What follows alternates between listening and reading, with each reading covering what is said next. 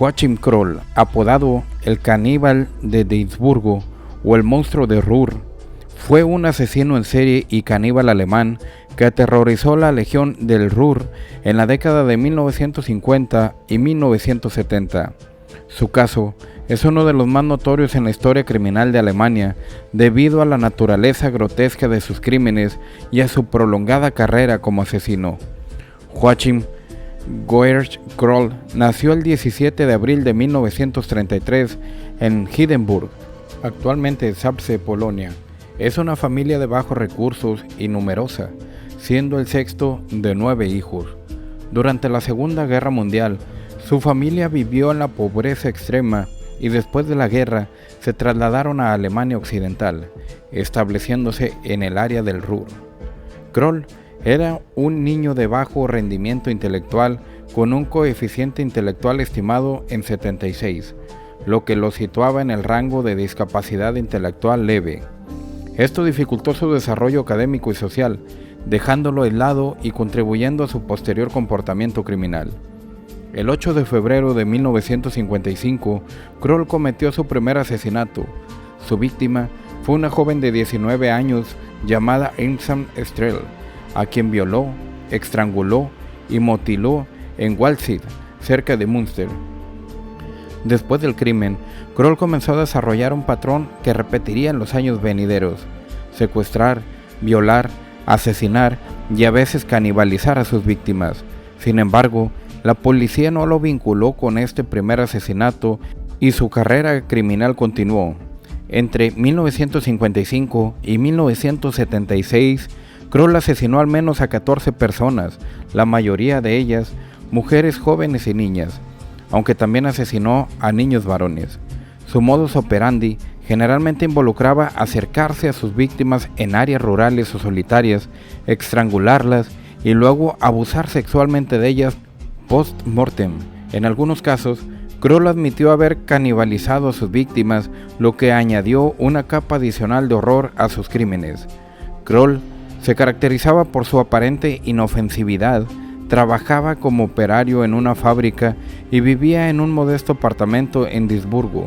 Sus vecinos lo describían como una persona retraída y un tanto extraña, pero nadie sospechaba de sus actividades.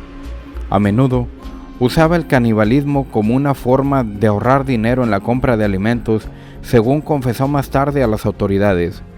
El 3 de julio de 1976, la desaparición de una niña de 4 años, Marion Ketter, marcó el final de la carrera criminal de Kroll.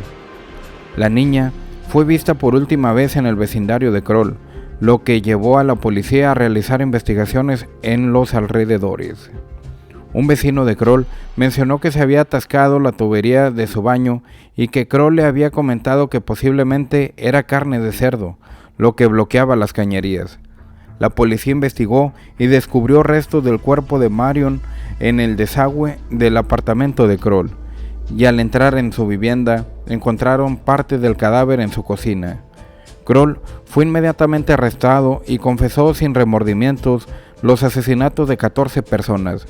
También describió cómo había canibalizado a algunas de sus víctimas, desmembrándolas y cocinando partes de sus cuerpos.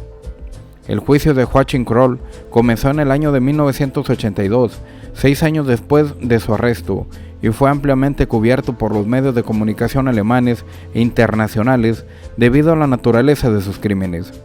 Kroll fue declarado culpable de 8 asesinatos, aunque se le atribuyen más, y fue sentenciado a cadena perpetua. Debido a su baja capacidad intelectual, Kroll no parecía comprender del todo la magnitud de sus actos.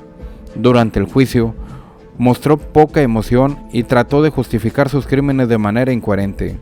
Se le consideró un depredador solitario, alguien que mataba por placer sexual y la satisfacción personal derivada de su conducta grotesca.